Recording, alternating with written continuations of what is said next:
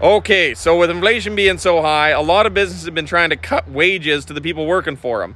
In other words, the cost of doing business is going up, and they're trying to weigh a look at reducing costs, and they look at employees' salary and wages, and they say, well, why don't we reduce that a little bit to ease the cost, because I'm not passing the cost of inflation on to my consumer. Obviously, that's bullshit, because the employees have also had their cost of living going up, and then cost more for them too. I mean, holy hell, inflation in Canada is like 7%.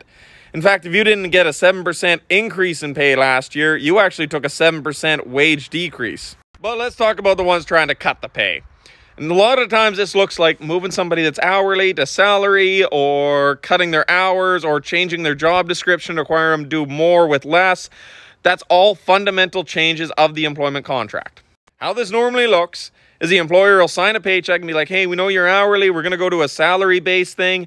Pretty soon the employer figures out, well, I'm not getting overtime, and the hourly rate, if you divided the hours I work by the salary, is actually less money than I'm making now.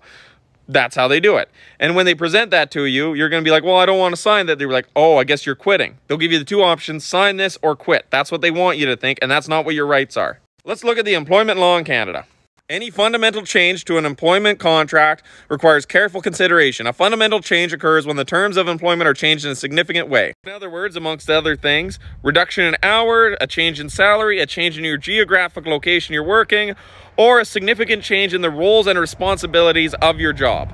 So if your employer just comes in there and says, hey, this is the way it's going to be, you can actually sue or take them to the labor board for constructive dismissal. So to avoid that, what they need is they want your consent in writing. That's why they're going to hand you a piece of paper that they want you to sign. Also, to make the contract legal, there needs to be an exchange in value. You can't just go down and take a step back. That's not a legally binding contract. So as an employer, there's a few things you can do. You can just accept that pay cut and go salary. You can say, no, I don't want to do it. And if the employer says, tough shit, you're doing it anyways, then you can sue for constructive dismissal.